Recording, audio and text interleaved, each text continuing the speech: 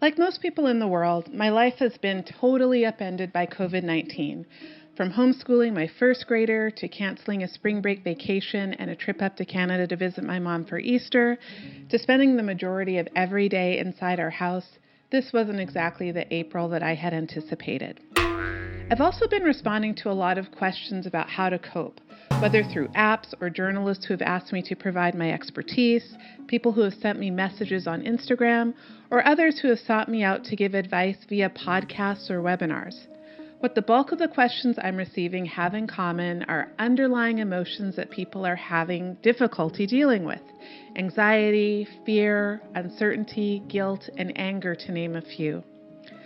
I'm Dr. Patricia Thompson, a corporate psychologist and executive coach, and I'm passionate about helping my clients to flourish by helping them to apply the science of psychology to become better leaders and achieve their career goals and have greater happiness in life.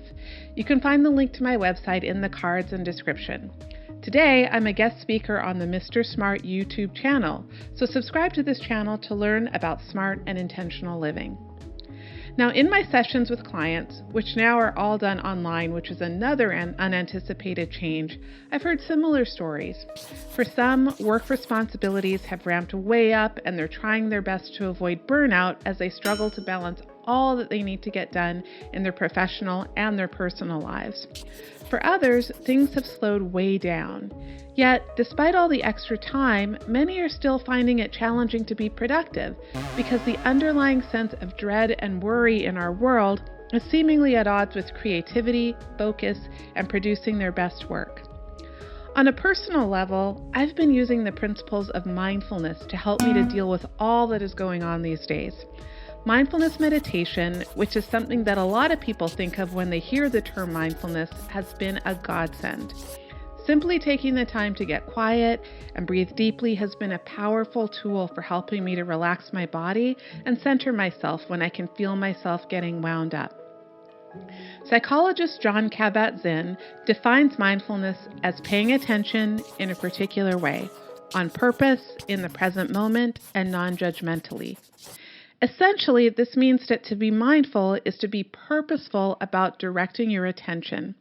Instead of letting your thoughts run wild, you take a step back from the chatter and you're intentional about where you put your focus.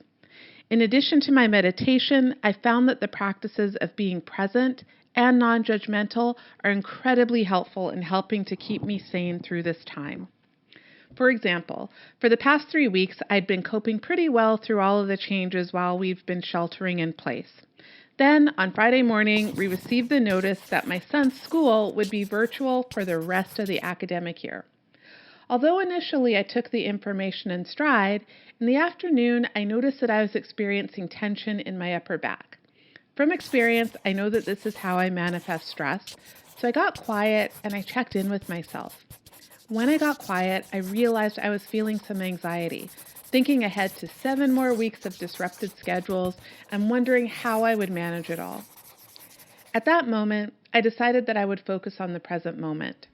Contemplating a time 7 weeks from now, or even 1 week into the future, wasn't going to help me at that moment. And given the current uncertainty of our world, how could I even know what 2 months from now would look like? So I brought myself into the present by going outside and taking a walk. As I strolled through my neighborhood, I focused on the feeling of my feet hitting the pavement, the sounds of the birds around me, my heart beating in my body, the beauty of the trees, and the feeling of the breeze on my skin. As Eckhart Tolle wrote, "The only thing that is ultimately real about your journey is the step that you are taking at this moment.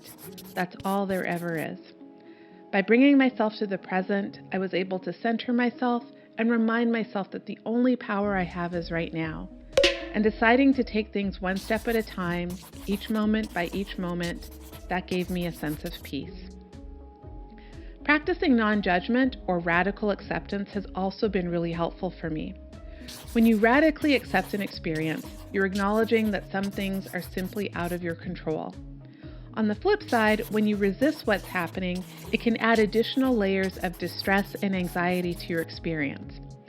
Now, accepting the situation doesn't mean that you like it, or that you approve of it, or that you would have chosen it.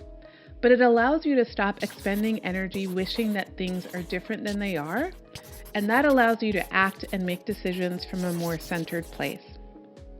I hope that you'll be able to use some of these principles to help you to cope with these unprecedented times.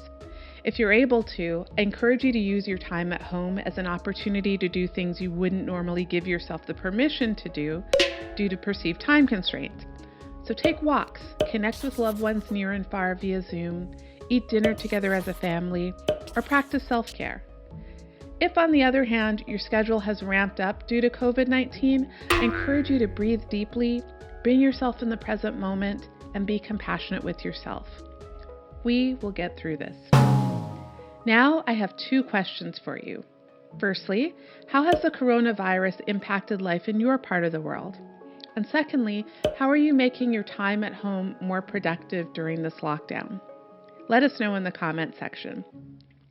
And if you're interested to know more about how to maintain your mental health and stay productive amid this pandemic, Mr. Smart has crafted an entertaining and informative animation especially for you.